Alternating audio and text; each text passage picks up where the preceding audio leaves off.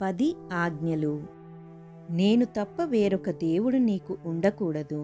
పైన ఆకాశమందే గాని క్రింది భూమి అందే గాని భూమి క్రింద నీళ్లయందే గానియుండు దేని రూపమునైనను విగ్రహమునైనను నీవు చేసుకొనకూడదు. వాటికి సాగిలపడకూడదు, వాటిని పూజింపకూడదు. నీ దేవుడైన యెహోవా నామమును వ్యర్థముగా నుచ్చరింపకూడదు. విశ్రాంతి దినమును పరిశుద్ధముగా ఆచరించుటకు జ్ఞాపకముంచుకొనుము. నీ దేవుడైన యెహోవా నీకనుగ్రహించు దేశములో నీవు దీర్ఘాయుష్మంతుడవగునట్లు నీ తండ్రిని నీ తల్లిని సన్మానించుము.